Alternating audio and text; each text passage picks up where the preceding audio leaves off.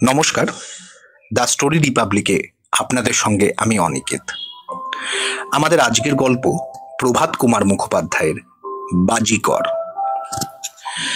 লোকটির বয়স ৬০ বৎসরের নিতান্ত কম হইবে না।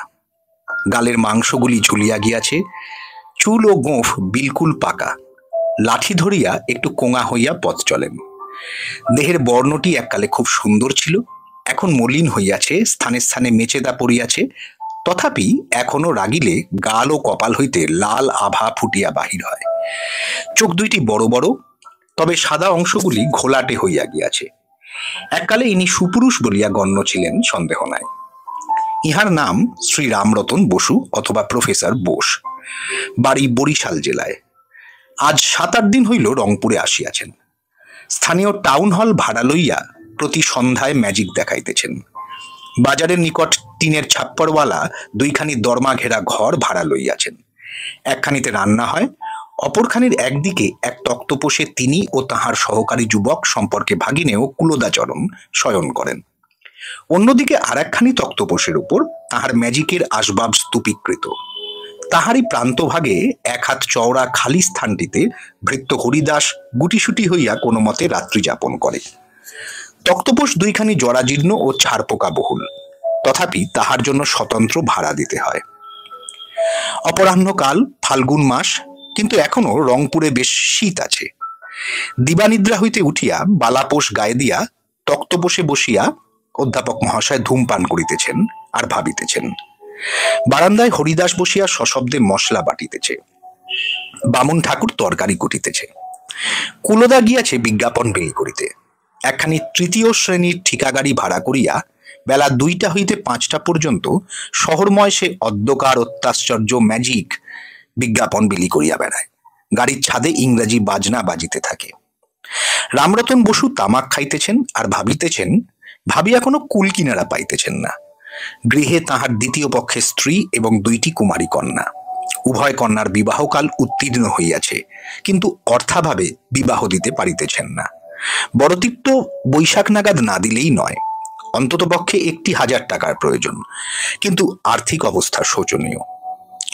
রামরতন যৌবনকালে বাড়ি হইতে পলাইয়া গিয়া প্রসিদ্ধ বাজিকর ভোরে খাঁ ও চাঁদ খাঁ ভ্রাতৃদ্বয়ের সাকৃতি করিয়া ম্যাজিক শিখিয়াছিলেন। তাহার পর গৃহে ফিরিয়া বিবাহ করেন।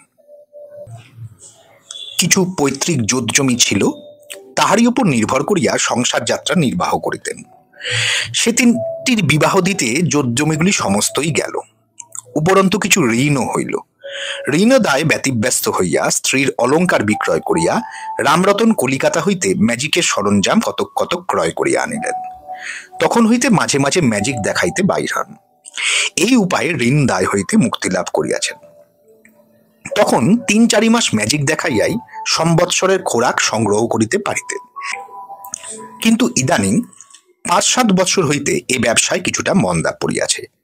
লোকে আর ম্যাজিক দেখতে বড় চাহে না, তাহারা চাহে থিয়েটার কিংবা সার্কাস।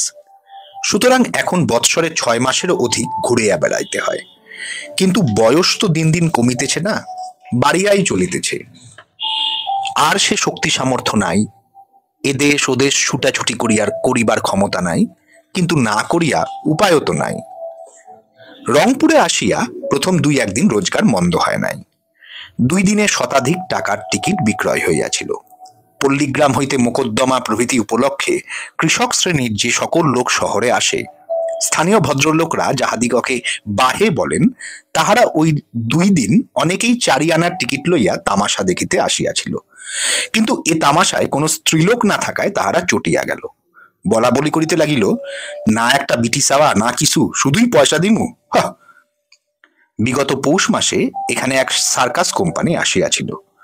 গোলাপি রঙের গেঞ্জি পরিহিত যুবতীগণের ব্যায়াম লীলা দেখিয়া ইহারা খুব খুশি ছিল। এখন লোল চর্ম বৃদ্ধের বক্তৃতা ও বুজরুকি তাহাদের পছন্দ হইল না। প্রতিদিনের ঘর ভাড়া, তক্তপোষ ভাড়া, ৪ জন লোকের আহারের ব্যয়, বিজ্ঞাপন ছাপার ব্যয় ও তাহা বিতরণের জন্য গাড়ি ভাড়া, বাজনাওয়ালাদের মজুরি, টাউন হলের ভাড়া ও আলো, খরচ তো বড় সামান্য নয়। লোক না জুটিলে এমনভাবে কয়দিন চলিবে?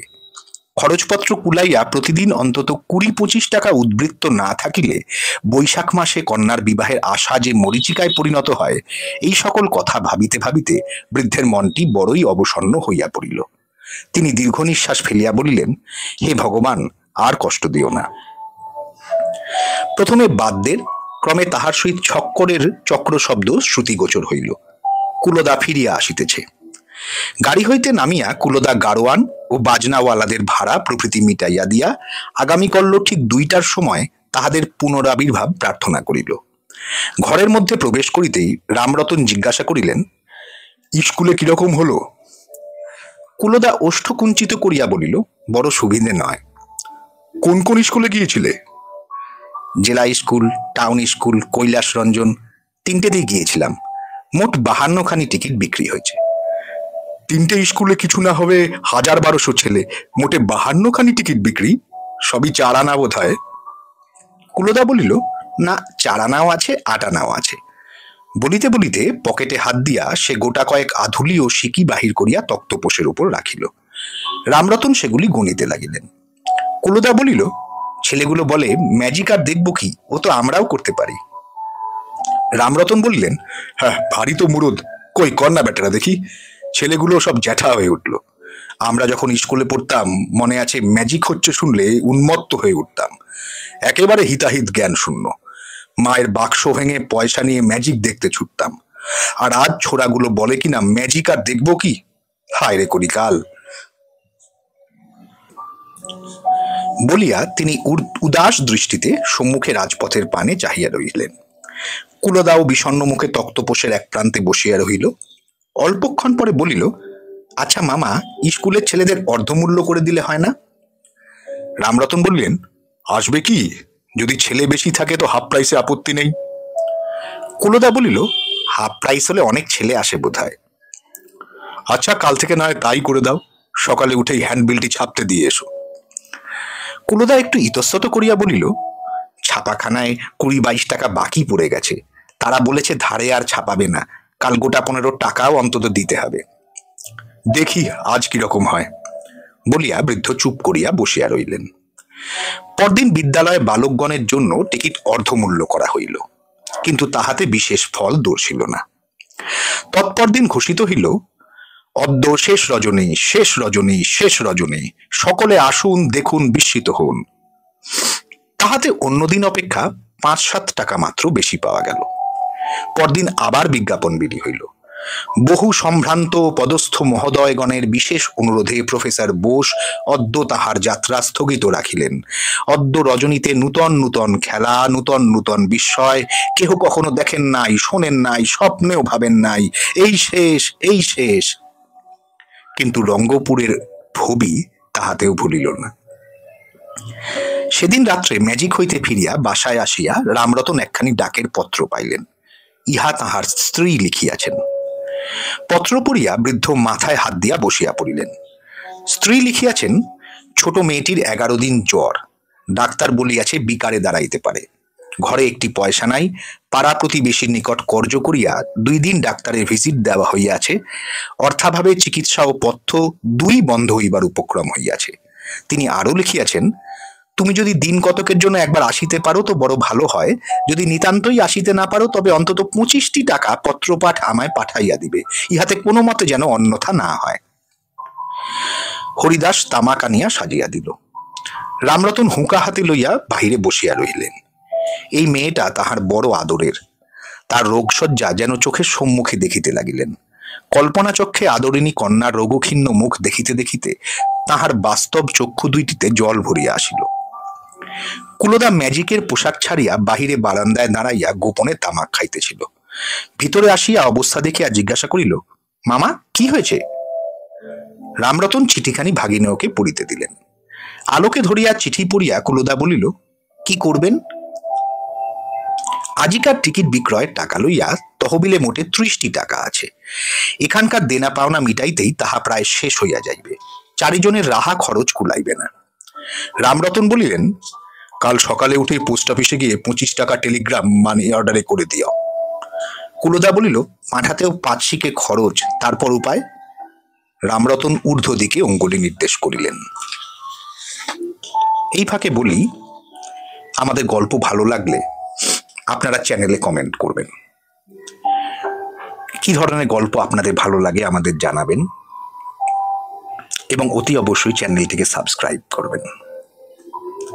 আবার আমরা প্রভাত কুমার মুখোপাধ্যায়ের বাজিকর গল্পে ফিরে আসি। পরদিন বেলা ৯টার সময় কুলদার টাকা টেলিগ্রাফ করিয়া পোস্ট অফিস হইতে ফিরিয়া দেখিল মাতুল তক্তপোষে বসিয়া এক মনে কি লিখিতেছেন। কাছে গিয়া দেখিল অদ্যকার বিজ্ঞাপনের জন্য হ্যান্ডবিল রচনায় তিনি ব্যস্ত। লেখা শেষ হইলে কাগজগুলি ভাগিনেওকে দিয়া রামরতন কহিলেন, ছাপাখানায় যাও, তুমি বসে থেকে কম্পোজ করিয়ে 2000 ছাপতে অর্ডার দিয়ে এসো, যেন দুটোর মধ্যে পাই। কুলদা কাগজখানি পড়িতে পড়িতে বলিল, কিন্তু আজ তাদের গোটা 10 টাকা দেব বলে রেখেছিলাম যে ছাপতে আবার গোলমাল না করে। রামরতন বলিলেন, তাদের বলো কাল সকালে সমস্ত বাকি টাকা চুকিয়ে দেব, পাই পয়সা বাকি রাখবো না। কুলদা পুনরায় হ্যান্ডবিলে খসড়াখানির প্রতি দৃষ্টিপাত করিয়া বলিল, এটা লিখে তো দিলেন, কিন্তু কিরকম হবে কিছুই যে বুঝতে পারছি নে, শেষটায় একটা ধাসটামো না হয়। রামরতন রাগিয়া বলিলেন, তো তুমি ছাপিয়ে আনো না, কিরকম হবে না হবে সে তখন জানতে পারবে, যাও দেরি করো না। কুলদা চিন্তিত মুখে প্রস্থান করিল। তাহার চিন্তার কারণ এই যে হ্যান্ডবিলে অদ্য শেষতম, নিতান্তই শেষতম রজনীতে যে নূতন ম্যাজিক দেখাইবার কথা ঘোষণা করা হইতেছে, তাহা শুধু দর্শক মণ্ডলীর নহে, কুলদার পর্যন্ত অশ্রুতপূর্ব। মাতুল এ ম্যাজিক এতাবৎকাল কোথাও দেখান নাই, এমনকি তিনি প্রসঙ্গক্রমেও কখনো এ ম্যাজিকের উল্লেখ করেন নাই। অপর কোনো ম্যাজিকওয়ালা যে ইহা দেখাইতে পারে তাহা পর্যন্ত কোশমিন কালেও শুনেন নাই। সে ভাবিতে লাগিল, মাতুল এরূপ বিজ্ঞাপন কেন দিতেছেন। গতকল্য সারা রাত্রে তিনি ঘুমান নাই, খালি ছটফট করিয়াছেন এবং মাঝে মাঝে উঠিয়া আলো জ্বালিয়া তামাক খাইয়াছেন। দুশ্চিন্তায় তাহার মাথা খারাপ হইয়া গেল নাকি কুলদা কিছুই বুঝিতে পারিল না। এইরূপ বিজ্ঞাপন দিয়া লোক জড়ো করিয়া শেষে ফাঁকি দিলে অদৃষ্টে কি আছে বলা যায় না। রংপুরের ছাত্রগণ যেরূপ দুর্দান্ত প্রহার পর্যন্ত করিতে পারে। যাহা হোক, মাতুলের হুকুম কুলদা তামিল করিতে গেল। প্রেসের ম্যানেজার বাবু তখনও আসেন নাই। কম্পোজিটরগণ বিজ্ঞাপনের কপি পড়িয়া কুলদাকে আসিয়া ঘিরিয়া দাঁড়াইল এবং জিজ্ঞাসা করিল, হ্যাঁ মশায়, এ কি সত্যি? কুলদা গম্ভীরভাবে বলিল, সত্যি অবশ্য নয়, ইন্দ্রজাল। সে আপনার ইন্দ্রজালই হোক আর চন্দ্রজালই হোক, এতে যা সব লেখা আছে আমরা তার চোখে দেখতে পাবো তো? নিশ্চয়ই পাবেন। তবে মশাই, আজকে আমাদের পাস দিতে হচ্ছে। আমরা 3 জন কম্পোজিটর, জমাদার আর ম্যানেজার বাবু যেতে চাইবেন নিশ্চয়। এই 5 জনের পাস লিখে দিয়ে যান। তা দিচ্ছি, কিন্তু হ্যান্ডবিলগুলি দুটোর মধ্যে চাই। দুটো কি বলছেন? একটার মধ্যেই ছাপা হ্যান্ডবিল আপনাদের বাসায় আমরা পৌঁছে দেব। পাসখানা লিখুন। শেষ রজনী, শেষ রজনী, অদ্য নিতান্তই শেষ রজনী। বিপরীত ব্যাপার, লোমহর্ষক কাণ্ড।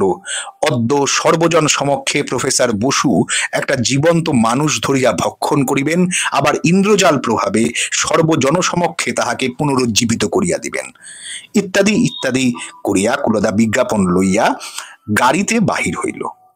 রামরতন বাজনাওয়ালাদের বলিয়া দিলেন, আজ তোরা খুব জোরে জোরে বাজাবি, কাল আমরা চলে যাব, তোদের ভালো করে বকশিস দিয়ে যাব। বেলা 2টা হইতে 5টা অবধি শহরময় বিজ্ঞাপনটি রাশি রাশি বিতরিত হইল। ইহা পাঠ করিয়া শহরময় একটা হৈ হৈ ব্যাপার পড়িয়া গেল। অন্য দিনের ন্যায় অদ্য সন্ধ্যা 7:30টায় খেলা আরম্ভ। কিন্তু 6টার সময় রামরতন বাসায় বসিয়া সংবাদ পাইলেন, টাউন হলের মাঠে ইতিমধ্যেই লোক জমিতে শুরু হইয়াছে। ভাগিনেওকে বলিলেন, ঠাকুরকে বল চটপট তৈরি হয়ে নিক, রান্না যদি কিছু বাকি থাকে নামিয়ে রাখুক, ফিরে এসে তখন হবে। খেলার সময় টিকিট বিক্রয় ভার এই ব্রাহ্মণ ঠাকুরের ওপর। হরিদাস ও কুলদা গেটে বসিয়া থাকে, টিকিট লইয়া শ্রেণী অনুযায়ী দর্শকগণকে স্থান নির্দেশ করিয়া দেয়। রামরতন হরিদাসকে বলিলেন, আমাদের ফার্স্ট ক্লাস 2 টাকার টিকিট 1 সারি চেয়ার তো? আগে হ্যাঁ। আর 1 টাকার সেকেন্ড ক্লাস 3 সারি? আগে হ্যাঁ। আচ্ছা, দড়ি খুলে এই 4 সারি আজ ফার্স্ট ক্লাস বানিয়ে দিও, বাকি আর থেকে second class, third class, fourth class. ও ক্লাসে 2-3 সারি বেঞ্চ রেখো মাত্র। কুলদা বলিল, তাতে 4 আনার টিকিট বড্ড কমে যাবে যে। রামরতন বলিলেন, তা যাক, গুনতি মতন টিকিট নিয়ে বসবে, 1 ক্লাসের টিকিট ফুরিয়ে গেলেই তার উঁচু ক্লাসের টিকিট বেচবে। তাড়াতাড়ি প্রস্তুত হইয়া জিনিসপত্র ও লোকজন সহ রামরতন রওনা হইলেন। টাউন হলে পৌঁছিয়া দেখিলেন প্রাপ্ত সংবাদ মিথ্যা নহে। মাঠে বিস্তর লোক টিকিটের জন্য অপেক্ষা করিয়া দাঁড়াইয়া আছে। বামুন ঠাকুর দ্বারের কাছে গিয়া টিকিট বিক্রয় করিতে বসিল। কুলদা ও হরিদাস গেটে বসিল। রামরতন স্টেজের উপর পর্দার আড়ালে ম্যাজিকের সরঞ্জামগুলি গুছাইতে প্রবৃত্ত হইলেন। 7:30টার সময় পর্দা উঠিলে রামরতন দেখিলেন হল একেবারে কানায় কানায় পূর্ণ। প্রথম শ্রেণীর 2 টাকা মূল্যের সমস্ত চেয়ার বিক্রয় হয়ে গিয়েছে। স্বয়ং পুলিশ সাহেব সস্ত্রীক প্রথম সারির মধ্যস্থলে উপবিষ্ট। অপরাপর শ্রেণীর সমস্ত আসনই পূর্ণ। উভয় পার্শ্বের দেওয়ালের নিকট বিস্তর লোক দণ্ডায়মান। স্টেজ হইতেই রামরতন ঝুঁকিয়া পুলিশ সাহেব ও তদীয় মেমকে ভক্তি ভরে সেলাম করিলেন। খেলা আরম্ভ হইল। প্রথমে তাসের কৌতুক। স্টেজ হইতে নামিয়া প্রথম সারির দর্শকগণের সমক্ষে ঘুরিয়া ঘুরিয়া রামরতন তাস ক্রীড়া দেখাইতে লাগিলেন। তাহার পর ভৌতিক ফুলগাছ জন্মানো, দর্শকের ঘড়ি লইয়া চূর্ণীকরণ এবং অবশেষে তাহা অখ্যাত অবস্থায় প্রত্যর্পণ, ছড়ির মধ্যে অঙ্গুরীর প্রবেশ, কুলদাচরণকে হিপনোটাইজ করিয়া এবং তাহার চোখ বাঁধিয়া তাহা কর্তৃক দর্শক লিখিত প্রশ্নের যথাযথ উত্তর প্রদান ইত্যাদি মামুলি খেলাগুলি শেষ হইতেই প্রায় 9টা বাজিল। অবশেষে রামরতন কহিলেন, ভদ্র মহোদয়গণ, এবার আমি একটা নতুন খেলা আপনাদিগকে প্রদর্শন করিব। সেটি জীবন্ত মনুষ্য ভক্ষণ। ইহা অত্যন্ত আশ্চর্য ব্যাপার। ঔরঙ্গজেব বাদশাহের আমলে জনৈক মুসলমান ফকির কর্তৃক ইহা প্রথম প্রদর্শিত হয়। এই অত্যদ্ভুত ক্রীড়াটি ভারতীয় প্রতিভারই অক্ষয় কীর্তি। পাশ্চাত্য জাদুকরগণ ইহা অবগত নহে। ইহা সম্পূর্ণ ভারতীয়। আমি বহু সাধনায় গুরুর নিকট ইহা শিক্ষা করিয়াছি। একটি মনুষ্যকে আপনাদের সমক্ষে ক্রমে ক্রমে আমি সম্পূর্ণরূপে ভক্ষণ করিয়া ফেলিব এবং অবশেষে উহাকে অক্ষত দেহে আপনাদের নিকট উপস্থিত করিব। দর্শকগণের মধ্যে কে ভক্ষিত হইতে ইচ্ছা করেন, অনুগ্রহ করিয়া এখানে আসুন। রামরতন দর্শক মণ্ডলীর ওপর তাহার সপ্রতীক্ষ দৃষ্টি স্থাপন করিয়া দাঁড়াইয়া রহিলেন। সভা মধ্য হইতে একটা গুঞ্জনধ্বনি উত্থিত হইল। 1 মিনিট গেল, 2 মিনিট গেল, 3 মিনিট গেল, কিন্তু ভক্ষিত হইবার জন্য কেহ অগ্রসর হইল না। রামরতন তখন বলিলেন, মহাশয়গণ, আপনারা কি ভয় পাইতেছেন? ভয়ের কোনো কারণ নেই। আমি মনুষ্যটিকে আহার করিয়া আবার তাহাকে বাঁচাইয়া দিব। আপনারা তখন সকলেই দেখিবেন তাহার দেহে কোনো আঘাতের চিহ্ন মাত্রও নাই। কে আসিবেন, আসুন। রামরতন পূর্ণ 2 মিনিট কাল অপেক্ষা করিলেন। সভাস্থলে বহু লোকের চাপা গলার কথা ও চাপা হাসির শব্দ শ্রুত হইল, কিন্তু কেহই খাদিত হইতে আগ্রহ দেখাইল না। অবশেষে রামরতন বলিলেন, আপনারা কি ভয় করিতেছেন যে পাছে আমি তাহাকে বাঁচাইয়া দিতে সমর্থ না হই? সে আশঙ্কা করিবেন না মহাশয়গণ। ইহা নির্দোষ আমোদ মাত্র। আমি যদি খাইয়া আবার বাঁচাইয়া না দিতে পারি, তাহা হইলে আমি তো খুনি, খুনের দায় পড়িব। স্বয়ং ধর্মাবতার পুলিশ সাহেব বাহাদুর, পুলিশের বড় ইন্সপেক্টর বাবু, স্থানীয় হাকিমগণের মধ্যে অনেকেই আজ দয়া করিয়া এখানে পদধূলি দিয়াছেন দেখিতেছি। যদি আমি মানুষটিকে আবার বাঁচাইয়া দিতে না পারি, তবে ইহারা আমাকে ধরিয়া লইয়া গিয়া ফাঁসি দিবেন সন্দেহ নাই। কিন্তু তাহা ঘটিবে না। কোনো ভয় নেই। কে আসিবেন, আসুন। তৃতীয় শ্রেণীর একখানি বেঞ্চিতে কয়েকজন ছাত্র বসিয়া গোলমাল ও হাসি তামাশা করিতেছিল। তাহারা ঠেলিয়া এক বালককে উঠাইয়া দিল। সে উঠিয়া স্টেজের দিকে অগ্রসর হইবা মাত্র সমস্ত দর্শক তাহার প্রতি এক দৃষ্টে চাহিয়া রহিল। বালক ক্রমে স্টেজের পাদদেশে গিয়া দণ্ডায়মান হইল। রামরতন বলিলেন, উঠে এসো বাবা, উঠে এসো, কোনো ভয় নেই তোমার। বালকের বয়স 15 কিংবা 16 বর্ষ মাত্র। রংপুর টেকনিক্যাল স্কুলে পড়ে। সাহসী বলিয়া সহপাঠী মহলে তাহার খ্যাতি আছে, কিন্তু স্টেজের উপর উঠিতে তাহার পা দুটি কাঁপিতে লাগিল। রামরতন বালককে তাহার গাত্রবস্ত্র খুলিয়া ফেলিতে বলিলেন। দেহের ঊর্ধ্বভাগ নগ্ন করিয়া বালক দাঁড়াইল। ভয়ে তাহার বুকটি দূর দূর করিতেছে, মুখখানি ম্লান হইয়া গিয়াছে। রামরতন দর্শকগণের প্রতি চাহিয়া বলিলেন, দেখুন ভদ্র মহোদয়গণ, আমি এই বালককে ভক্ষণ করি। বালকের দিকে চাহিয়া মাথা হেলাইয়া বলিতে লাগিলেন, বাহ বাহ, খাসা নধর দেহ, অনেক দিন মানুষ খায়নি, কচি মাংস বেশ লাগবে খেতে বলিয়া জিহ্বা বাহির করিয়া তদ্বারা নিজ ওষ্ঠযুগল সিক্ত করিতে লাগিলেন। হলভরা সমস্ত লোক একেবারে নিস্তব্ধ। একটি সূচ পড়িলে তাহার শব্দটুকু শোনা যায়। বালকের একবার ইচ্ছা হইল সরিয়া পড়ে, কিন্তু লোকলজ্জায় সে তাহা করিতে পারিল না। উভয় চক্ষু মুদ্রিত করিয়া কোনো মতে খাড়া হইয়া দাঁড়াইয়া রহিল। রামরতন সহসা বালকের স্কন্ধপরি সজোরে এক কামড় বসাইয়া দিলেন। বাপরে মারে, উহু! বালকের এই আর্তচিৎকারে সেই গভীর নিস্তব্ধতা ভঙ্গ হইল। দর্শকগণের মধ্যে কয়েকজন দাঁড়াইয়া ক্রুদ্ধস্বরে কহিল, ও কি মশাই, ওকে কামড়ালেন কেন? রামরতন বলিলেন, কামড়াবো না তো খাবো কি করে মশাই? অত বড় মানুষটা তো গপ করে গিলে খেতে পারি নে, একটু একটু করে তো আমায় খেতে হবে। সমস্তটা খাবো, খেয়ে ইন্দ্রজালের জোরে আবার বাঁচিয়ে দেব। ইহা শ্রবণ মাত্র বালক স্টেজ হইতে এক লম্ফ দিয়া খোলা দরজায় দণ্ডায়মান প্রহরীকে ঠেলিয়া ঊর্ধ্বশ্বাসে পলায়ন করিল। হলের ভিতর তখন মহা গণ্ডগোল আরম্ভ হইল। কেহ কেহ উচ্চ স্বরে চিৎকার করিতে লাগিলেন, এসব জোচ্চুরি নাকি মশাই? ইন্দ্রজালের প্রভাবে খাবেন তো কামড় দিলেন কেন? সব বুঝি ফাঁকি? রামরতন দেখিলেন হলের অধিকাংশ লোকই অত্যন্ত উত্তেজিত হইয়া উঠিয়াছে। কেবল পুলিশ সাহেব ও তাহার মেম মৃদু মৃদু হাসিতেছেন। রামরতন কহিলেন, কেন মশাই, ফাঁকিটা আমি কি দিলাম? বিজ্ঞাপন পড়ে দেখুন, ইন্দ্রজাল প্রভাবে খাবো তো বলিনি, ইন্দ্রজাল প্রভাবে বাঁচিয়ে দেব বলেছি। আগে খাই তবে তো বাঁচাবো। যার ইচ্ছায় আসুন না, বিজ্ঞাপনে যে খেলা দেখাবো বলেছি তাই দেখাচ্ছি। দর্শকগণ উত্তেজিত স্বরে বলিতে লাগিল, থাক থাক, ঢের হয়েছে, আর খেলা দেখাতে হবে না। আমরা তোমার খেলা কিরকম এবার দেখাই তা দেখো। এবারে হল থেকে বেরো দেখিনি একবার, জোচ্চোর কায়কা। রামরতন ক্রন্দনের মতো স্বরে বলিয়া উঠিলেন, হ্যাঁ হ্যাঁ, আমায় তোমরা মারবে নাকি? কেন, আমি কি দোষ করেছি? জোর হস্তে পুলিশ সাহেবের পানে চাহিয়া বলিলেন, দোহাই গভর্নমেন্টের, দোহাই ইংরেজ বাহাদুরের, আমি নির্দোষ। তোমরা আমার হ্যান্ডবিল পড়ে দেখো, আমি কি জোচ্চুরি করেছি? পুলিশ সাহেব তাহার মেমকে হাসিতে হাসিতে কি বলিতেছিলেন।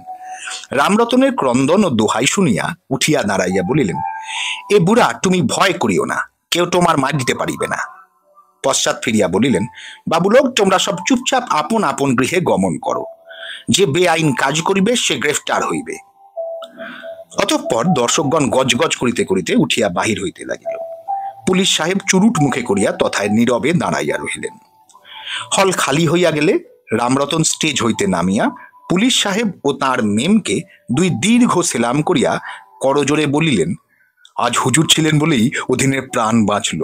আমাকে বাড়ি পৌঁছে দেওয়ার জন্য যদি দয়া করে দুজন কনস্টেবল হুকুম করে দেন তবে ভালো হয়। কি জানি রাস্তায় যদি। পুলিশ সাহেব রামরতনের স্কন্ধে মৃদু মৃদু করাঘাত করিয়া হাসিতে হাসিতে কহিলেন, তুমি বড় শয়তান আছো, আর ডাউন রাইট স্কাউন্ড্রেল। পুলিশের উপযুক্ত লোক। তোমার বয়স কম হইলে আমি তোমায় পুলিশের দারোগা কার্য দিত। এখন গৃহে যাও, করল প্রাতেই তুমি রংপুর পরিত্যাগ করিয়া যাইবে। মেম সাহেবও হাসিতেছিলেন।